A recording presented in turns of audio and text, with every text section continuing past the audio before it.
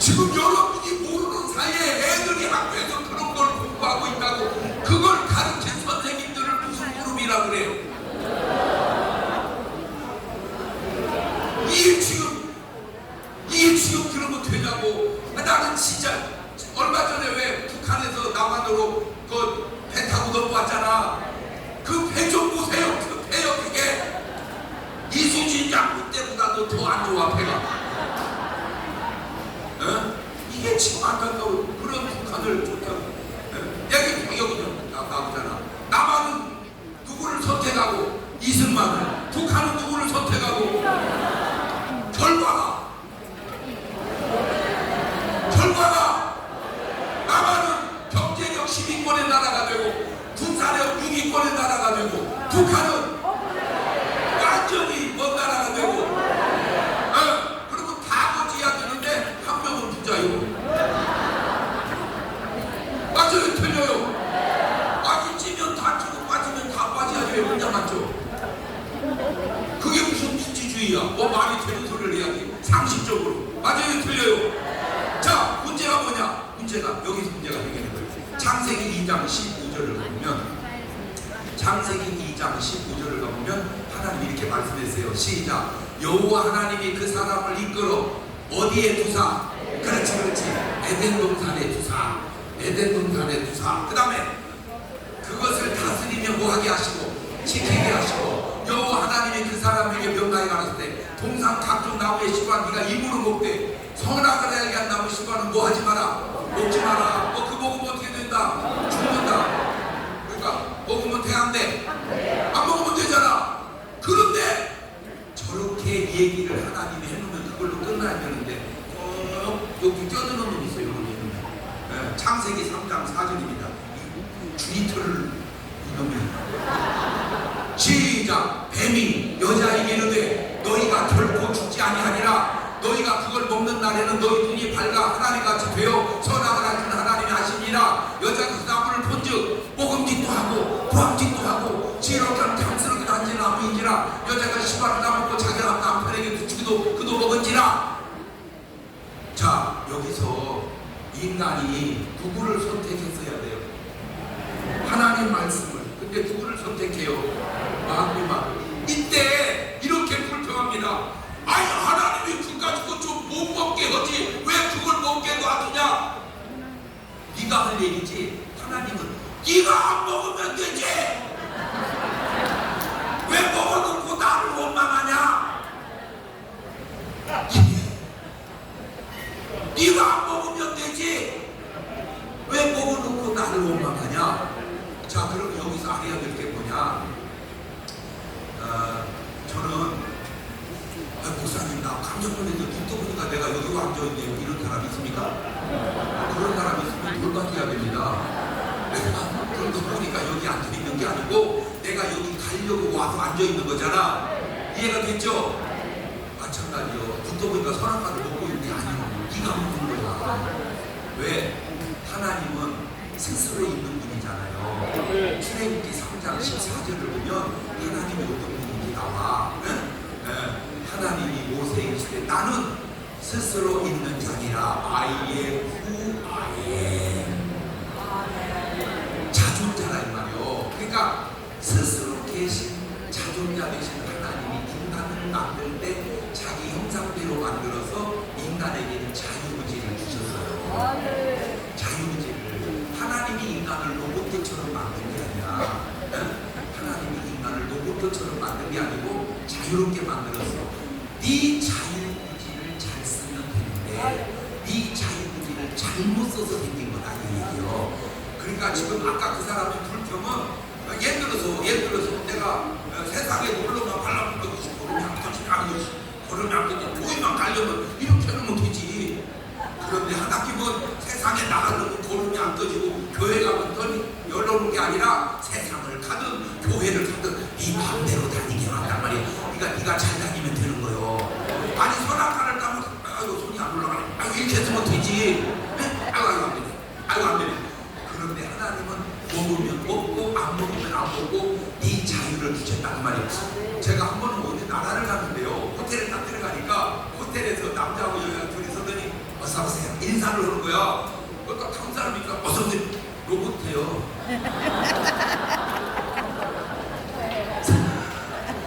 사람이 아니고 로봇들을 입구에다가 줄을 세워놨더라고. 어서 오세요. 어서 오세요. 이렇게. 그러면 우리가 하나님 앞에 누구 뜻처럼 하는 걸 하나님이 원하실까? 할렐루야. 할렐루야. 할렐루야. 하나님이 우리가 로봇처럼 살기를 원하시냐고? 아니야. 내 마음에 우러나서 할렐루야 이러기를 원하시는 거요. 뭐만 이해가 되죠? 내 자유의지로 하나님을 믿고 내 자유의지로 하나님을 따라야지 로봇처럼 따르게 해놔가지고 온 건 아니다 이 말이요. 그러니까 네가 뭐를 잘 써야 된다? 네 자유의지를 잘 써야 된다. 네 자유의지를 잘 써야 된다. 시작. 그럼 네가 자유의지를 잘 쓰면 되는 거를 왜 잘못 써놓고 하나님을 원망하냐? 그 얘기예요. 그러니까 우리의 선택이 중요하구나. 우리의 선택이 중요하구나. 시작. 그러니까 나만이 잘한 것은 결정적으로 누구를 선택을 잘해서 무슨 말?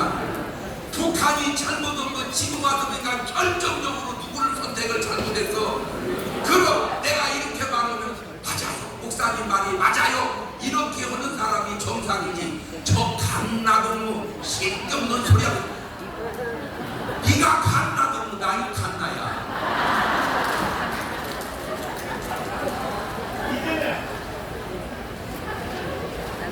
어떻게 해서 평양이 이 지구상에 가장 아름다운 도시라고 그거를 애들 교과에서 가르치십니까? 선생님 평양 안 가봤냐? 서울 가봐라. 여기가 어디요? 그럼 이 서울같이 아름다운 도시가 어디 있다고? 어떻게 서울을 봐도 평양이 아름다운 도시라고 그렇게 가르칠까? 나 참 도대체 이게 진짜 지식이 있는 거예요? 없는 거예요? 이게? 자, 그런데 이게 별거 아닌 것 같지만 이게 왜 중요하냐면 베드로서 2장 19절을 가보세요. 이게 참 심각합니다. 베드로서 2장 19절 보면 시작. 저희에게 자유를 준다 하여도 자기는 멸망의 종들이 누구든지 진자는 이민자예요. 그러니까 우리가 마귀한테 넘어가는 순간 마귀 뭐가 돼버렸어? 종이 돼버렸어. 심지어는 마귀 자식이 돼버린 거야. 그러면 그 목사님 내가 왜 마귀 자식입니까? 그러니까 네가 모르는 거예요. 요한복음 8장 44절을 가봐. 네가 왜 마귀 자식인지. 시작. 너희는 너희 아비 마귀에게서 났으니 너희 아비의 가만있어 봐. 마귀 자식에게 나타나는 특징이 있네. 뭐요? 욕심. 그 다음에 욕심을 너희 해가고 그냥 저는 처음부터 뭐 앉아요? 살인. 그 다음에 진리에 서지 못하고 거짓. 이게 이제 마귀의 특성이야. 욕심, 살인, 거짓. 그러면 이제 요거를 가지고 요 안경을 쓰고서 하와가 선악과를 왜 먹었을까? 욕심 뭐 되려고? 여자야 주제 파악 좀 하대. 하와가 주제 파악 좀 해봐. 그냥 아내로 살지 보려고 하나님 된다고 욕심내고 선악과를 따서 드신 거요, 처먹은 거요 이게. 이 욕심. 그래서 욕심이 잉태한 즉 죄를 낳고 죄가 장성한 즉그 다음에 나오는 게 뭐요? 살인. 뜯으면 죽여. 뜯으면 지켜요. 신기한 일이 벌어졌어요. 신기한 일이 뭐냐면요, 쌍방울에서 그거를 돈 보냈죠. 근데 더 신기한 게 뭐냐면 어차피 보냈는데 왜 지난번에는 그 얘기가 안 나왔죠? 그죠? 이번에 나왔죠? 왜 똑같은 보냈는데 왜 지난번에는 안 나오고 이번에는 나올까? 안 신기해요? 그죠? 지난번에는 전혀 몰랐던 하야지 이번에는 그게 나왔어요. 자, 돈을 보냈습니다. 뭐 몇백만 불을 보내고 몇백만 원 보냈어요. 그것이 이제 뉴스가 된 거예요. 그걸 김정은 위원장이 들은 거예요. 그런데 돈을 안 받은 거예요.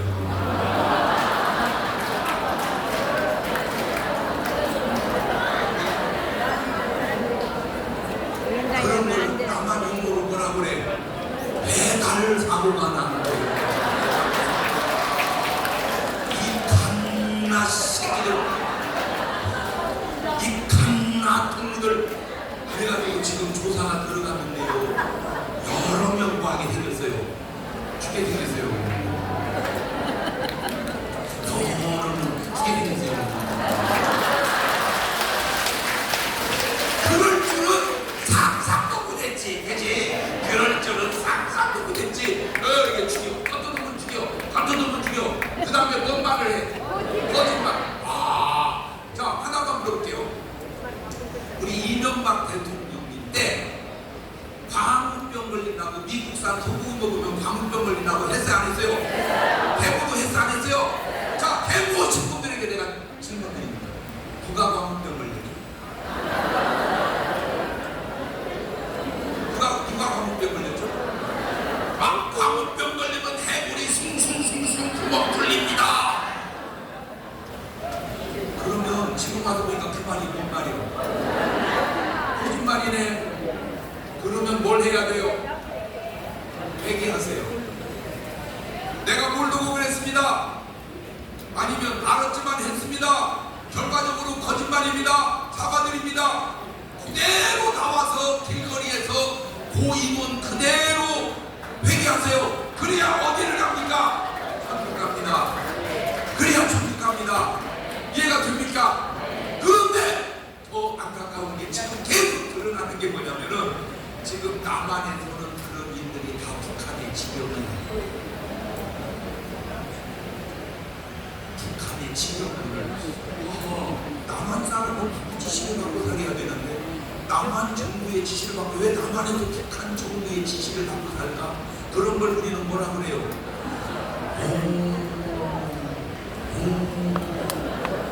그러면 우리는 크리스찬이니까 누구 지령을 받고 살아야 돼요? 그렇지. 근데 누구 지령을 받고 살아? 뭔 말인지 윤곽이 드러나죠? 그렇구나. 자, 창세기 4장 8절을 보면 이런 말이 나옵니다. 봐봐. 가인이 그 아우아벨이 말이야. 그 가인이 아우아벨을, 그러니까 이쪽 나이 사람들은 꺾뜯으면 뭐를 해? 죽여. 안식이에요. 수천 년 전이나 지금이나 여기에 속한 사람들의 나이 비슷하거든요. 내가 지금 이 얘기하는 거는 오늘 너 해당되면 너도 죽어. 너는 괜찮을 줄 알아. 다 괜찮을 줄 알다가 죽었고, 괜찮을 줄 알다가 죽었고, 괜찮을 줄 알다가 죽었고. 그런데 이쪽에서는 누가 죽었대요? 우리 예수님만 대신해서 돌아가시고, 그것도 왜 돌아가시냐? 우리 살리려고 돌아가신 거예요. 여기는 다 살아나. 여기는 다 뭐하고. 내가 이해할게. 너 여기다가 좀 있으면 죽을지도 몰라. 그러니까 빨리 어디로 건너오라고. 이쪽으로 건너오라고. 자, 여기서 뭔 말을 하냐면, 아니, 너저 형이 동생 죽이는 걸 하나님이 막아주셔야지 그걸 죽이게 놔두면 되냐고. 그런 소리 하지 말고 네가 안 죽이면 돼. 왜 네가 죽여놓고 하나님을 핑계 댄다고 자꾸? 왜 네가 죽여놓고 하나님을 핑계 댄다고? 내 잘못이지 하나님의 문제가 아니구나. 자, 하나 더 볼까요? 창세기 6.5절을 가보면, 자, 저게 굉장히 중요한 장면입니다. 제대로기 시작. 여호와께서 사람의 죄악이 세상의 관여함과 그 마음의 생각에, 자, 잠깐만 멈춰놔 보세요. 뭐가? 죄악이, 그 다음에 죄악이, 그 다음에 계획이 항상 뭐하고? 악하고, 그 다음에 주님을 모시고 땅 위에 사람이 나타나서 마음에 뭐하시고 근심하시고 가르칠 때 나의 창조한 사람을 내가 시면에서 뭐하래? 쓸어버리되 사람으로부터 육축과 기능과 공중의 세 가지 그리야 하리니 이는 내가 한 사람이라 하시라. 그러나 노아는 여호와께 은혜를 봐봐. 여기는 뭐요? 은혜. 이 단어만 봐도 이게 잘 됐는지 못 됐는지 알아. 여기는 은혜, 에덴, 그치? 여기는 악하고 죄악이고 거짓되고 살인하고. 자, 여기서 중요한 게 뭐냐? 우리가 쓰는 단어만 들어봐도 이걸 좀 어느 정도 알겠구나. 그러면 보세요. 여보,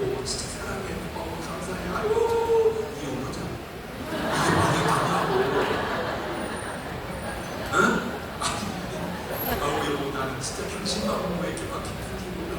하고 내가 제일 못 받는 게 당신 만난 거야. 이혼해? 이거 앞뒤가 많다고. 그러니까 이혼하신 분들은 참고해 보세요. 이혼하기 전에 오고 간 대화가 거의 저쪽 계열의 언어를 쓰지 않아요. 아이고, 내가 십속에 너 만난 거예요. 잠깐 저런 년 안 데려가고 진짜 뭐하고 있는데 내가 저런 년이라니 저 개같은 놈. 그 언어가, 그 사용하는 언어가 굉장히 중요해요. 그러니까 그냥 기타 우리는 그냥 뭐 받으면 되는 거를, 왜 은혜 받고 살면 되는 것을 죄악을 가념하게 살아놓고 하나님이 인간을 심판하냐고 그런 말을 하냐 그 말이요. 네가 회개하고 돌아오면 되는 것을. 맞아요, 틀려요? 아멘. 그럼 마지막으로 마가복음 16장 15절을 가보세요. 마가복음 16장 15절 시작. 또 가라사대 너희는 온천한 만민에게 뭐를 전파해라. 지금요, 성경은 복음이죠. 나는 오늘 여러분이 하고 있는 일 속에 복음이 들어있는 줄로 믿습니다. 뭐 전하듯이 하자.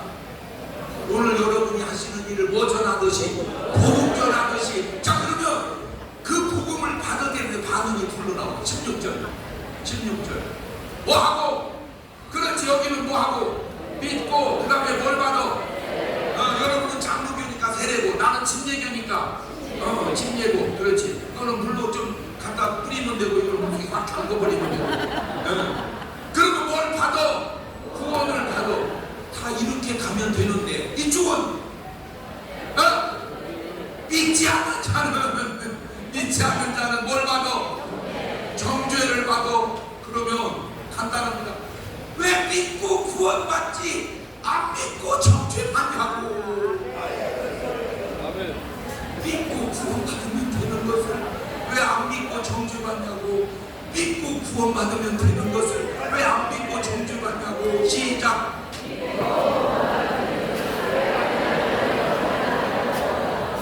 나는 알아요, 그 이유. 왜 아냐? 믿기가 싫어. 왜 싫냐? 믿으려고 보니까 정리해야 될 것이 너무 많아. 왜? 첫째는 이것부터 정리해야 돼.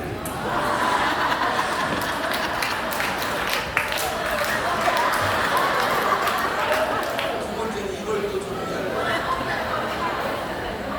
그 전에 이름들만 하는 많이 계세요. 이분이 좀 전에 좀 생각이 있고 했었어요. 근데 저하고 친해져가지고 제가 이제 저는 목적이 딱 하나 뭐예요? 구원하려고 전도하고. 내가 계속 전합니다. 다 쳐다보면 목사님 쳐다보지 마세요. 목사님 눈에서 레이저 빛이 나옵니다. 무서워요. 아니 계속 쳐다보고 그 빛을 가둬두기는 중요한가? 그리고 이제 제가 얘기하면 목사 얘기하지 마세요. 내가 설득 당하려고 그래요 지금. 아니 내가 지금 자기 보고 뭐 술 먹으러 가자는 거요, 뭐 도박으로 가자는 거요. 왜 설득을 안 당하려고? 왜? 이게 너무 좋고, 이게 너무 좋고, 이게 너무 좋고. 빠져 나오기가 싫은 거야, 그거니. 그런데 이 사람이 모르는 게 있어. 왜? 이거 안 하고 이거 안 해도 우리는 더 좋다는 사실을. 맞아, 틀려. 지금 우리가 술 먹고 기뻐합니까? 목사님 들어올 때 다 한 잔씩 했어요. 이거지는 소리를 해봐. 전혀. 나는 이날 평생에 술을 마셔본 적이 없어요. 그럼에도 나보다 더 즐거운 사람이 있어도 나보라고. 내가 지금 괴로워 보입니까? 나는 본내가 없어요. 무슨 그냥 발 본내요. 하나도 없어. 왜 본내 있으면 바로 퍼달라 그래요, 주님한테. 할렐루야. 왜 나라고 걱정이 없겠어? 있어가다 바로 퍼달라 그래서 없어. 그냥 할렐루야. 그런데 왜 이 좋은 맛은 아직 네가 못 받아? 이 맛은. 그러니까 여러분이 하는 역할이 교회적으로도 하지만 나라적으로도 하니까 그 역할을 통해서 그들하고 이 맛을 보게 합시다. 근데 어떤 분은요, 교회를 안 오고 성당으로 가더라고. 그래서 왜 성당을 갈까 알아냈어요. 거기를 가니까 일단 편이야. 신부님이 더 세. 이것도 편이야. 왜냐하면 신부님이 더 세 나보다. 그러니까 뭐 할 게 없어. 정리하는 것이 없어. 그냥 편하냐. 그러니까 또 어디는 미디하게 들어가고. 그런데 나는 좀 궁금한 게 뭐냐면 그렇게 못 끊은 술, 담배, 천당 가서 어디서 그게 빌라나 나는 그것이 좀 없던 거야. 또 우리 보면 하나님의 성전이고 성령이 내 안에 계시는데 거기다가 담배 연기 쪽쪽 빨아놓으면 성령님 민박고 훈련시키냐 그 말이야. 딱 세 가지 뭐만 하면 되냐. 첫째, 회개하면 됩니다. 하나님을 원망하지 말고 내가 회개하면 된다. 아멘. 두 번째, 예수 믿으면 됩니다. 아멘. 세 번째, 성령 받으면 됩니다. 그러니까 오늘 이후로 하나님 원망하지 말고 뭔 사람이 하나님이 지옥을 만들었다냐 실점 그러지 말고 네가 회개하고 예수 믿고 성령 받으면 모든 것 하나님이 최상의 길로 인도해 주실 줄로 믿습니다. 그 최상의 길로 갈 수 있도록 인도해주는 가이드가 바로 여러분인 줄로 믿습니다. 감사합니다.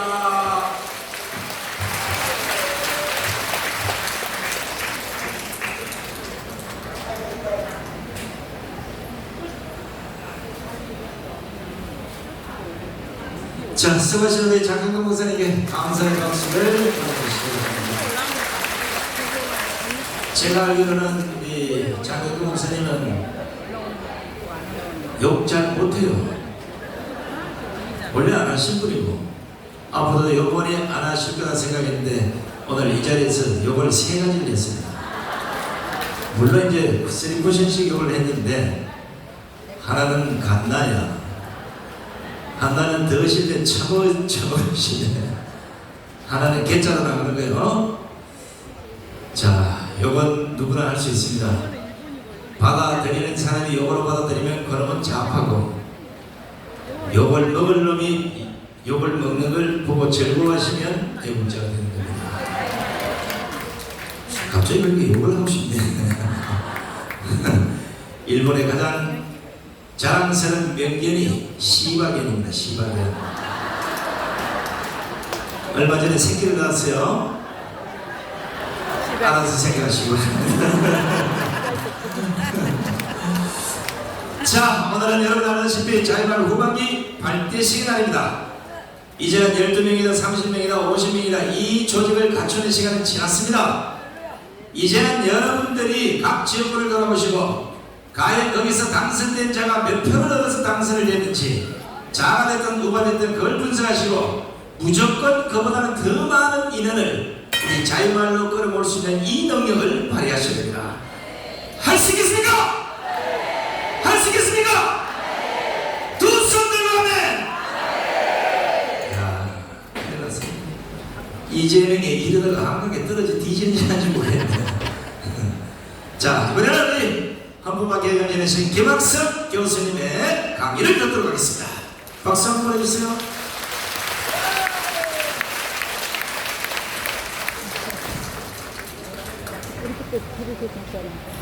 제가 어렸을 때는요, 여학생들이 공부를 못했습니다. 제 또래를 보면요, 특별히 수학을 너무 못해서 저는 이제 여자들은 공부를 못하는 줄 알았어요. 정말 그렇게 믿고 예전에 한 40년 전에 그랬습니다. 그래서 태생적으로 여자들은 공부를 못하고 머리가 좀 약하다. 근데 살면서 보니까 그게 아니더라고요. 우리 애들 보니까 초등학교 다닐 때 보면 우리 애들보다, 저는 아들만 둘인데 그 여학생들이 공부를 더 잘해요. 좀 이상하다. 중학생, 고등학교도 보면 여학생들이 공부를 잘해요. 대학에서도 보면 여학생들을 시키면 일을 야무지게 해요. 남자들은 좀 방위 같아. 그래서 제가 방위 출신이기 때문에 너 방위지? 내가 그러면 아니라고 그래요. 근데 일 처리가 시원치 않아요. 그러니까. 좀 왜 그럴까? 제가 보니까요, 예전에 우리 어른들이 여성에게 공부를 시키지 않아서 그랬습니다. 예전에는 기억해 보시면 한 집에서 돈도 없는데 장난만 보내도 힘든 판에 딸들을 무슨 공부를 시키냐. 그래서 공부를 안 시켜서 성적이 낮았던 것이지 제품이 나빠서 그런 건 아니에요. 근데 성경적으로 보니까 여성들이 훨씬 더 우수하잖아요. 남자는 흙으로 만들었지만 여자는 본 차이 납니다.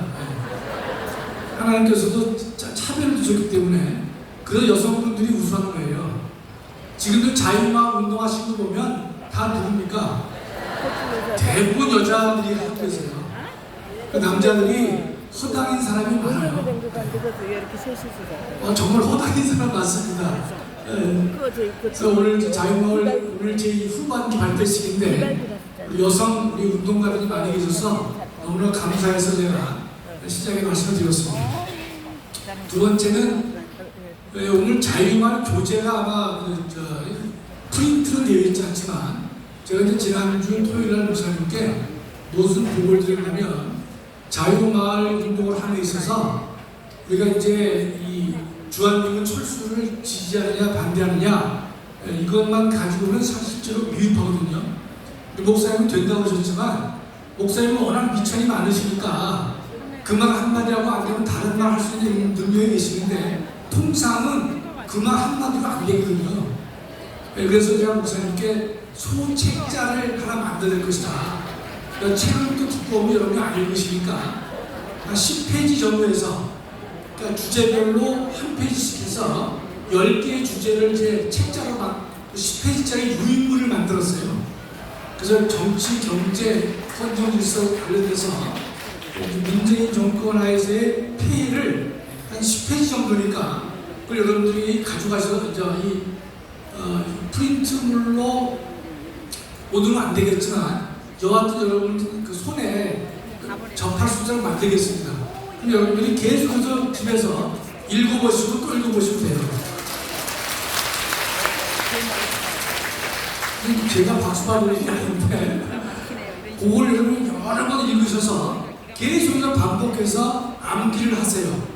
암기하셔두면 상대방 말할 때 1번 말하면 2번 얘기할 수도 있고 3번이면 7번까지 말할 수 있고 그런 뭔가 실탄이 있어야만 충분히 접근할 수 있고 자유마을만이 대한민국을 살리는 길이고 200석을 만드는 유일한 통로라고 생각합니다. 때문에 우리가 이 가장 좋은 명칭을 선정했어요. 자유마을 하기 때문에 이 기세를 우리가 살려가지고 끝까지 갈 것이다 믿습니다. 보여줘. 제가 오늘은 뭘 준비했냐면요. 지금 제 시기에 문제가 많이 되는 것이 이제 선거관리위원회 문제가 됐죠. 또 감사원과의 싸움이 있는데 누가 옳은지 물론 뭐 말씀 안 드려도 이런 다 아시겠지만 정확하게 제가 논증을 좀 해드리겠습니다. 중앙선거관리위원회는 언제 만들어졌느냐? 대한민국이 건국때는 없었습니다. 건국헌법이 존재하지 않았어요. 언젠가면 이공화국 때 만들어졌습니다. 그 이공화국 때 중앙선관위가 만들어지게 된 배경은요. 바로 직전에 60년 3.15 부정선거가 있었기 때문에 선거 관리를 행정부에 맡겨서는 안 될 것이다. 행정부로부터 분리되어 있는 독립된 헌법기관이 맡으면 좋겠다. 라고 해서 제2공화국 때 처음으로 만들어졌습니다. 그런데 지금 세월이 지금 한 60, 70년 흘렀지 않습니까? 흘렀는데 지금도 우리나라는 헌법에 중앙선관위를 헌법기관으로 두고 있는 것입니다. 제가 소개를 했지만 전 세계 헌법 예 중에서 헌법에다가 중앙선관위와 같은 기관을 둔 나라가 4나라밖에 없습니다. 인도, 엘살바도르, 필리핀, 한국이에요. 앞에 3개 나라는 우리가 본받을 만한 나라입니까? 아니죠. 엘살바도르? 그럼 자 어디 있는지 잘 모르잖아요. 그렇죠? 하여튼 이 지구상에 있어요. 그런 나라가 4개만 헌법기관으로 되어 있단 말이죠. 그 위에 있는 미국, 독일, 일본은요 법률기관으로 되어 있습니다. 독립된 법률기관이에요. 그러면 헌법기관과 법률기관의 차이는 뭐냐? 쉬워요. 헌법기관이라는 것은 뭐냐면 헌법에서 직접 근거로 만들어진 기관을 헌법기관이라 그런 거예요. 아주 쉽죠? 법률기관은 법률에 근거해서 만들어진 것이에요. 중앙선관위는 헌법에 근거하고 있기 때문에 헌법기관이다 이렇게 말을 하게 되는 것입니다. 다음에 먼저 이 중앙선관위의 구조를 보시면 9사람으로 되어 있는데 대통령이 3명을 임명합니다. 임명. 3명은 국회에서 선출합니다. 3명은 대법원장이 지명을 해요. 또 우리나라는 이 시스템이 이상하게 이 어떤 기관을 만들 때 대통령, 국회, 그다음에 대법원이 3분의 1씩 나누어서 권력기관 구성에 관여하는 것을 되게 좋아하는데 제 개인 생각에는 200석이 돼서 헌법 개정하게 되면요 이런 거 다 없애버려야 됩니다. 그게 무슨 잘 알고 알면 하셔야 돼요. 무슨 말이냐면 대법원장이 각종 그 3명씩 임명하는 일이 많이 있어요. 그건 김명수 때문에 그런 것이 아니라 누가 대법원장이 된다 하더라도 대법원장이 좀 나서서 이런데 이 국가 일에 관여해서는 안 된다는 측면에서 필요 없다는 그런 뜻입니다. 그런데 9사람 아닙니까? 헌법은요 중앙선관위 위원장을 어떻게 선출하느냐면 호선, 자기네끼리 모여가지고 대위원장을 뽑도록 되어 있습니다.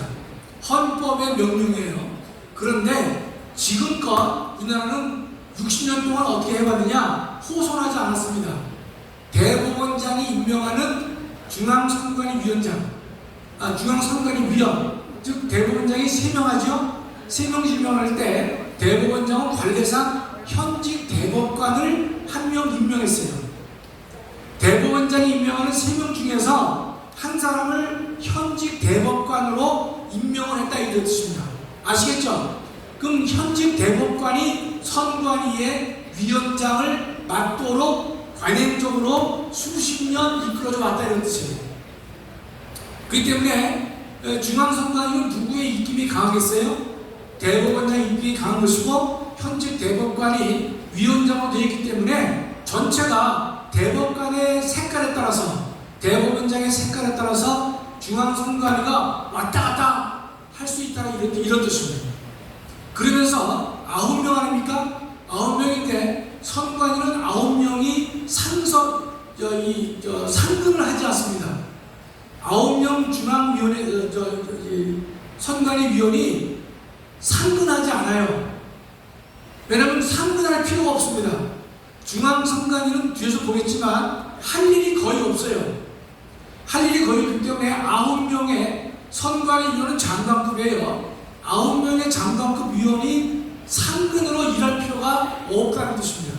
그래서 상근은 1명만 더 1명. 아시겠죠? 1인의 상임위원만 둬요. 상근. 나머지 8은 뭡니까? 비상근이에요. 비상근이지만 서로 하려고 하는 게 비상근이지만 매달 제가 작년 재작년 기준으로 보면 수당을 470만 원인가 받아요. 이 수당만 그 이외에 회의에 참석하고 했을 때에 추가적으로 주는 돈은 제가 모릅니다. 그 공개를 안 해서. 그럼 매달 470만 원씩 정액으로 지급돼요. 비상근. 서로 하고 싶겠죠? 저도 마음이 있었겠죠? 근데 안 됐지만, 안 된 이유가 있어요. 자, 다시 본문에 보면, 그러니까 대법원장이 지명한 대법관이 관례로 위원장을 맡고 있다는 것입니다. 제가 그 선관위하고 사이가 나빠지는데 가장 중요한 배경은 제가 선거관리위원회하고 사이가 나쁠 필요가 없잖아요. 그래서 제가 제 책에다가 이 대법관을 호선하지 않고 대법관으로 임명된 사람을 관행적으로 위원장 임명하는 제도가 잘못됐다. 그걸 제가 지적을 했죠. 두 번째, 중앙선관위를 헌법기관에 둘 필요가 없다. 반드시 법률기관으로 격화시켜야 된다. 그런 주장을 하니까 저를 부를 일이 없어요. 이게 정말입니다. 그래서 우리가 중앙선관위 위원 말고요. 지금 시도의 선관위가 또 있습니다. 그렇죠? 그다음에 시군구 선관위가 있습니다. 있는 대한민국 현재 17개 시도에 있는 선관위 위원장은 그 지역의 법원장이 겸해요. 그 다음에 신군구 위원장은 그 지역의 부장판사가 위원장을 겸합니다. 김학승 교수가 예컨대 강원도 또는 이 춘천시 선관위라든지 강원도 선관위 정도는 충분히 하고 남는데 저가 오는 게 싫죠. 오면 딴소리 할 테니까. 그쵸? 그러니까 선관위하고 사이가 멀어질 수밖에 없습니다. 예. 뭐 그것만 멀어진 건 아니에요. 예. 다른 것도 많이 있는데 요 얘기만 하는 겁니다. 자, 오부 요인이라고 그랬는데 지금 여러분 잘 이제 시사성을 보면 대통령이 청와대로 근데 헌법기관의 장을 초청합니다. 국회의장, 대법원장, 헌재소장을 초청해요. 그렇죠? 미국 갔다 오게 되면 그런 헌법기관 대표들에게 방문 결과를 이렇게 알려주는 일을 한단 말이죠. 그럴 때 사부 요인, 오부 요인 이런 용어가 등장하는데 그게 명확하지 않지만 적어도 국회의장, 대법원장, 헌법재판소장은 3부 요인에 속합니다. 그렇죠? 대통령까지 포함하면 4부 요인이 될 수 있는데 그 대통령 빼고 국무총리를 해서 4부 요인이라 그래요. 거기에 5부 요인 그리면 중앙선관위원장을 5부 요인이라 부릅니다. 그러니까 제가 볼 때는 이 중앙선관위원회 위원장이 5부 요인에 되겠느냐는 뜻이에요. 왜 어림없는 얘기를 하고 있냐면 헌법 기반이기 때문에 5부 요인이라고 하는 형식적인 조건은 충족했어요. 그러나 그 위원장이 누굽니까? 대법원장이 지명한 대법관이 위원장을 맡고 있기 때문에 두 기관 사이의 레벨이 맞지 않는 것이에요. 그렇지만 중앙선관위 위원장이 부끄러운지도 모르고 거기에 오라고 하면 쫄래쫄래 잘 참석을 합니다. 다음 그 사람은 임기가 6년인데 연임 제한이 없어요. 근데 제가 웃기는 게 보면 책에도 비판해놨지만 9사람이 중앙선관위원회 일을 결정할 때 위원장도 표결권을 가져요. 거기까지 좋습니다. 그러나 가부가 같을 수 있잖아요. 그렇죠? 9명인데 4대4가 될 수 있단 말이죠. 그럴 때 가부 동실기에 위원장이 결정권을 행사합니다. 결국 뭐가 되죠? 위원장은 2표까지 행사할 수 있는 비민주적 행태를 현재 선관위법에서 보이고 있다는 말이죠. 저 반드시 고쳐줘야 되겠습니다. 근본적으로 중앙선관위가 예컨대 뭐 좌편향이냐 아니냐를 떠나서 이론적으로 될 수 없는 일을 갖다가 과거부터 대한민국이 관행적으로 해왔다 이런 뜻이에요. 다음에 제가 중앙선관위가 왜 할 일이 없느냐? 업무는 딱 3가지입니다.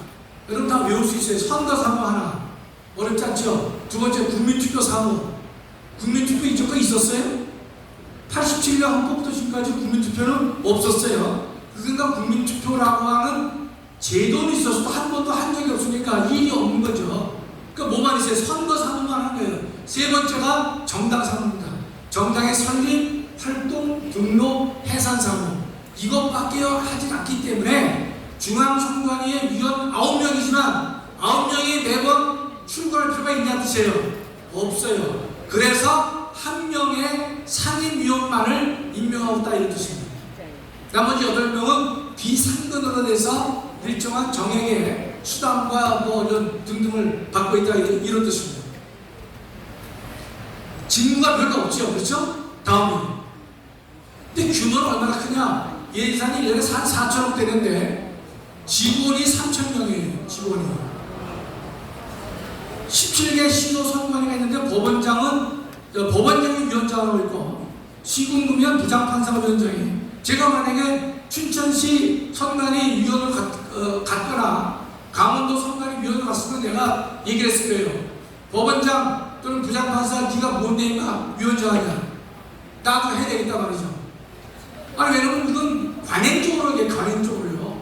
그렇게 대접을 해주고 있는데 잘못된 것이에요. 그다음에 지금 해외 투표가 있죠.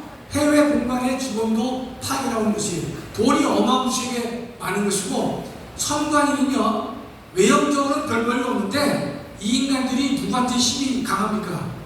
힘센 국회의원한테 얘들이 강해요. 이해가 되시죠? 국회의원들이 행정부 장관 불러놓고 막 뭐라고 막 하잖아요. 그러나 선관위에 대해서는요, 행정부가 의외로 국회의원들이 의외로 조용합니다. 왜 그렇겠어요? 선거 업무 관련돼서 선관위가 조사권이 있단 말이죠. 그렇죠?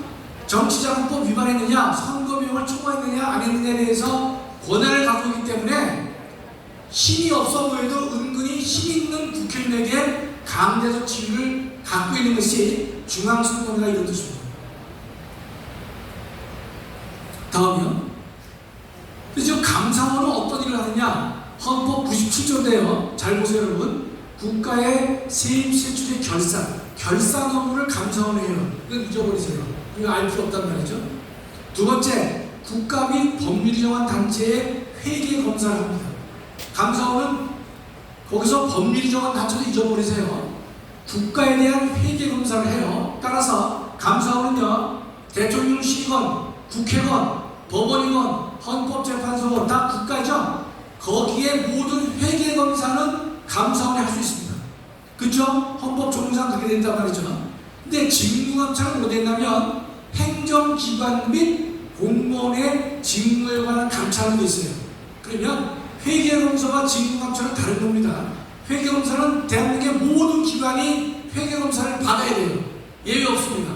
그런데 직무감찰은 헌법에서 행정기관이라고 되어 있거든요. 그러니까 중앙선관위가 뭐라고 하면 우리는 행정기관이 아니기 때문에 직무감찰을 받을 필요가 없다라고 항변을 해요.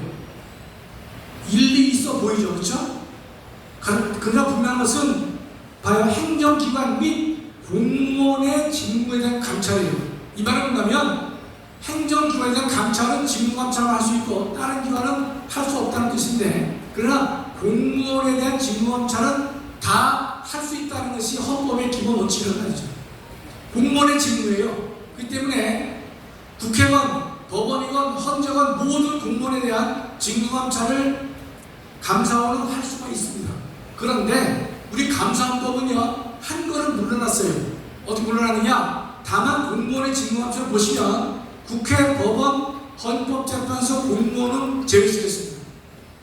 그러니까 감사원법에서는 우리가 직무감찰을 할 수 있지만, 그러나 국회의 공무원, 법원 공무원, 헌법재판소 공무원에 대한 직무감찰은 자체적으로 맡기고 우리는 관여하지 말자. 잘못된 것은 아니에요.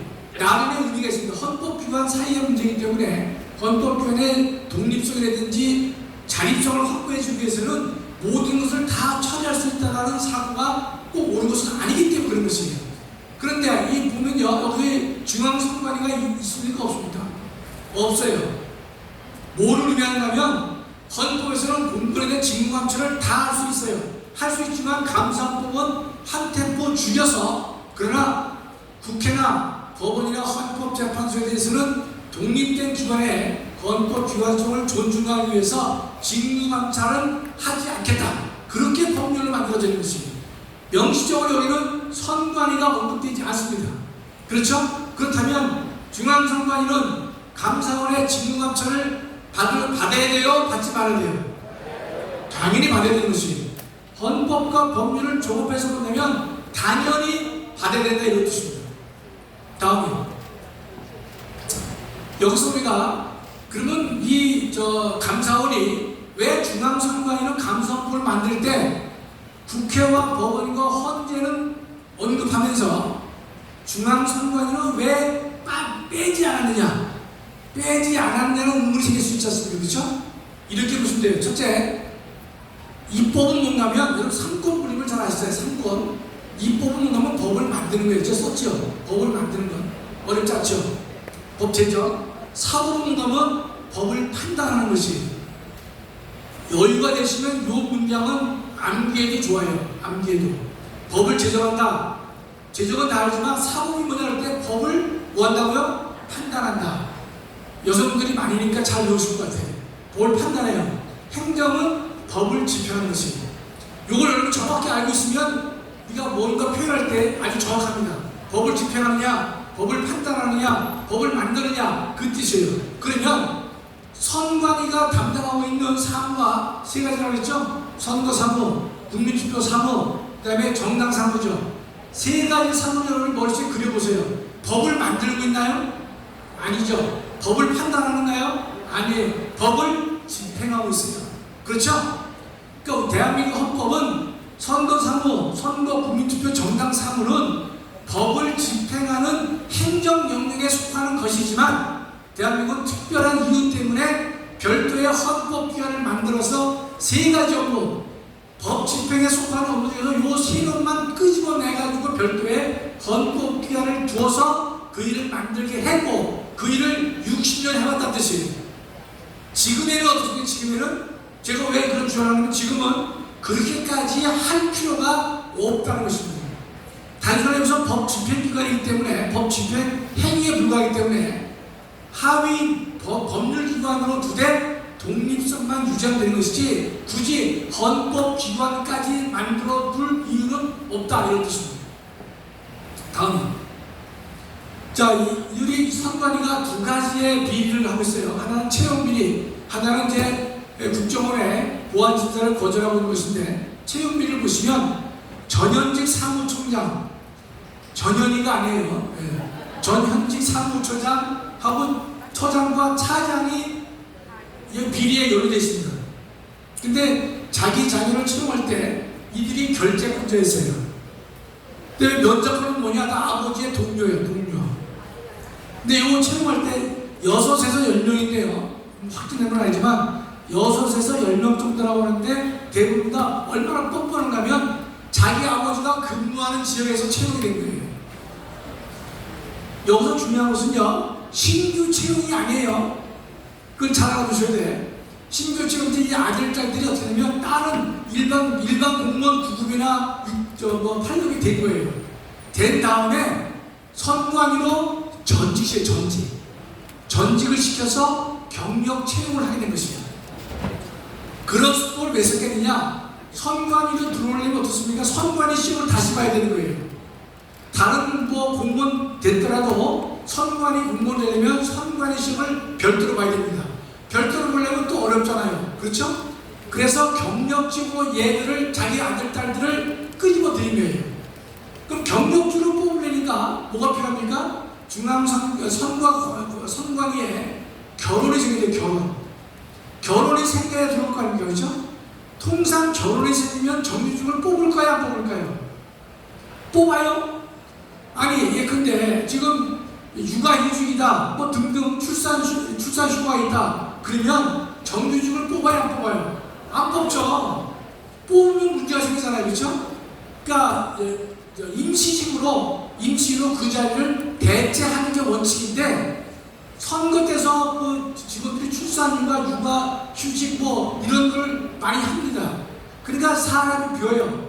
사람이 비니까 경력직을 정규직으로 채용한 인간들이 이 인간들이라는 거지.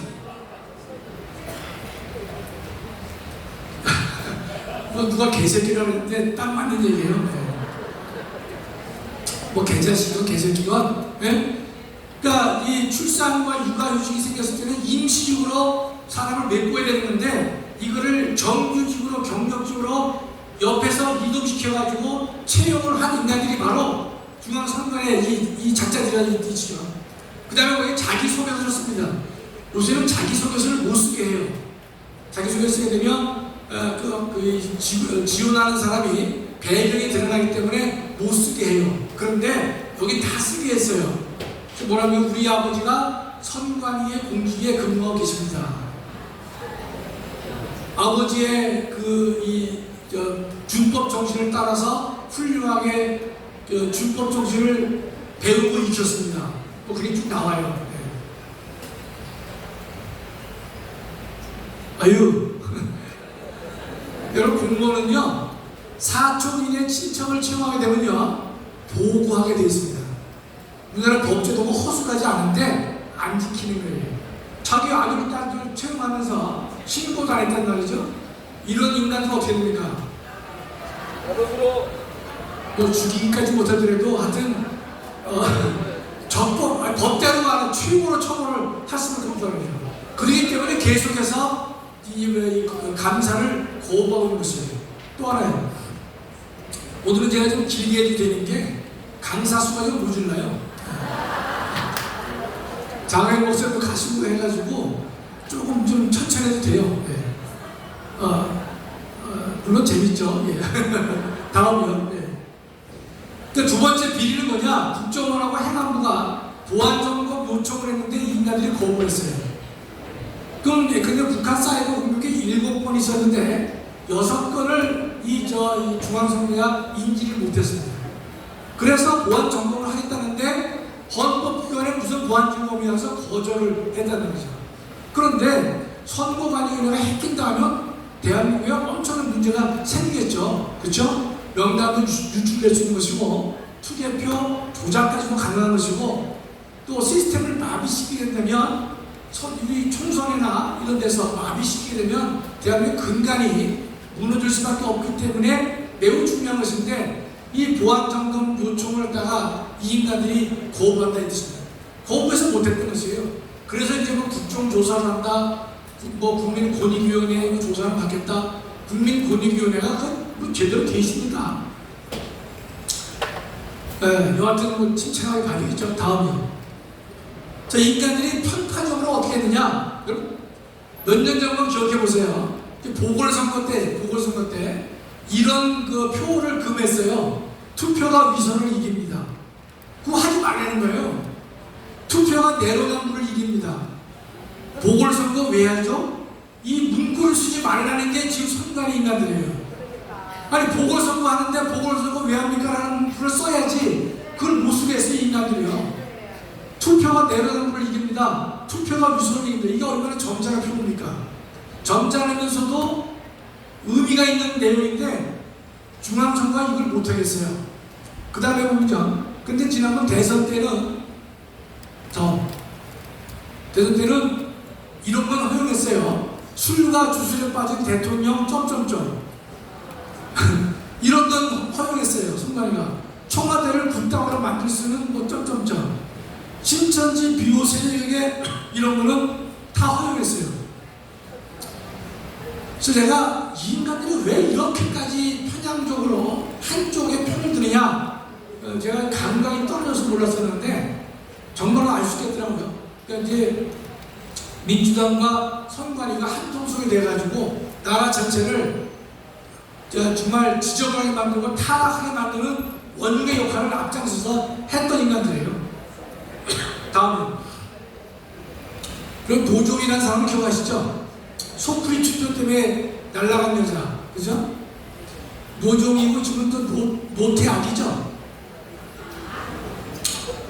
근데 지금 노종이만 제가 말씀드리면 재밌어요. 여러분 이런 이면의 얘기를 들어보니까 정말 정치하는 놈들이 얼마나 타락했는지 치밀하게 한지를 알 수 있는데 노종이는 소부주심 이 사건을 전원합의로 본다. 이게 무슨 말인가 하면 대법원은요 여기는 물도 안 주네.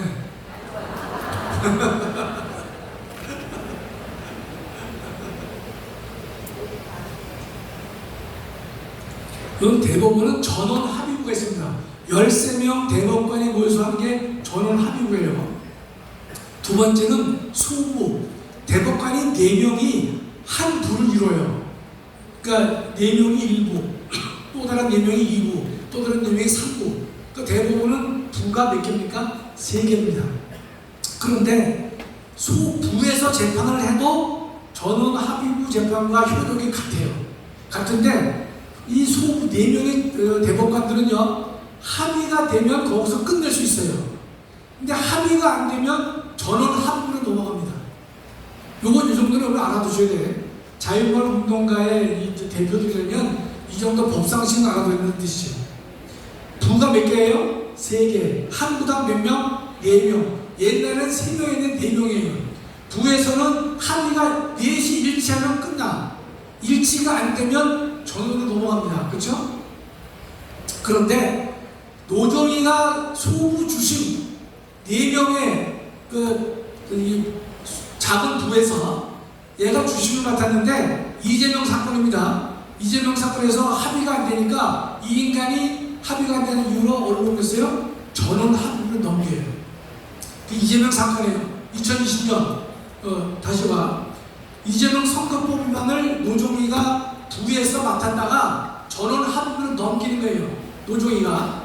그러니까 전원을 하면서 어떻습니까? 7사람이 무죄, 5사람이 유죄를 한 거예요. 그래서 이재명이가 구제가 된 겁니다. TV 토론에서는 거짓말 해도 괜찮다, 허위사실 공표가 안 된다라는 해계방치한 논리를 해서 만들어낸 게 조사건, 조사건. 오사건의 시작이 누구부터 했습니까? 노종이 요 인간부터 시작을 했다고 그러죠. 자, 이 판결이 끝난다면 노종이는 어디로 가느냐? 중앙선관위 위원장으로 임명이 돼요. 그럼 대법관도 그 안에 또 서열이 있을 거 아니에요, 그렇죠? 누가 먼저 되느냐? 장로지만 보면 장로를 먼저 된 사람과 늦게 된 사람 사이는 약간의 격차가 있습니다, 그렇죠? 네. 목소리도 좀 달라져요. 네. 여기 선관 노종이면요, 대법관 중에서 서열 10번째. 그럼 바닥이죠, 바닥. 그럼 이 인간을 대법관, 중앙선관위 위원장으로 해줄까요, 안 해줄까요? 안 해주는 거죠, 상식적으로. 그런데 이 사건이 끝난 다음에 노종이를 선관위 위원장으로 보내준 것이에요. 근데 이 노종이가 임기가 언제 끝나느냐? 내년 8월에 끝나요. 그러면 노종이는 관뒀지만 노종이를 보냈을 때 김명수나 문재인이가 어떤 대화를 나눴을까요? 얘를 첫째, 이재명 사건의 공로로 중앙선관위원장을 보내주자, 첫째죠, 그쵸? 두 번째는 내년 8월에 끝나니까 지난번 22년 대선과 내년 총선까지도 노종이가 맡을 것을 원했던 것이죠. 이해가 되시죠? 그 뜻은 누구의 뜻이었을까요? 문재인 그 인간의 뜻이었다라고 단정은 못하지만 거의 그렇게 볼 수밖에 없단 말이죠. 그냥 이 인간들이요, 얼마나 철저하게 국정을 농락한다고 알 수가 있는 것이에요. 이재명을 끌어다가 무죄로 만드는 게 어려우니까 전원 합의로 넘겼고, 거기에 김명수가 5대 6대 5인가에서 김명수가 표를 던져서 7대 5로 만들어줘서 이재명을 구출해주고, 거기에 또 누가 여러분 지금 의혹이 있죠? 권순일 그놈이, 근데 지금 거기 대장동에 김만배 연락을 해서 지금 아직 그 사건이 해결이 안 되고 있잖아요. 그런 전후에 생긴 게 바로 그때 사건인데, 그러니까 노종이가 이재명 그 사건에서 공을 세웠기 때문에 중앙선관위원장으로 갈 때는 서열 12에 불과했지만 내년 8월까지 임기를 얘는 가지고 있었기 때문에 2022년 대선과 내년 총선까지도 네가 장악을 해라 말이죠. 열심히 해보라. 그런 뜻에서 그 인간을 보냈다라고 말을 해도 합리적 의심이라고 봐야 될 것이에요. 그러나 역시 거짓은 없습니다. 거짓은. 이 인간의 속풀이 투표 때문에 물러났지만, 그러나 여튼 이것이 지금의 중앙선관위가 하고 있는 작태입니다. 작태. 따라서 반드시 윤석열 대통령께서는 이 문제를 바르게 고쳐야 될 것이고, 때문에 이제 윤 대통령이 임명할 수 있는 이제 케이스가 대법관은 14중에 13명을 임명할 수가 있는데, 중앙선관위는 아직 좀 임기가 좀 남아있기 때문에 당장은 못 고칠 것 같은데, 여하튼 우리 국민들이 깨어 있어서 이 문제를 고칠 것이다. 더 나아가서 우리가 압도적으로 승리를 하게 되면요, 이런 문제가 다 해결된다고 생각하는 것입니다. 그래서 우리가 자유마을 우리가 지금 이제 3,506개인데 목사님께서 A조 비전 나누셨잖아요. 그래서 한 7,000개가 되는데, 목사님은 또 워낙 스케일이 크시니까 7,000개에서 각 5,000개인가? 그래서 1,700만, 1,800만 말씀하시는데, 어떤 여하튼 간에 우리가 최선을 다해서 반드시 압도적으로 승리했을 때만이 지금의 부정부패를, 거악을 척결할 수 있을 것이다. 이렇게 굳게 믿습니다. 감사합니다.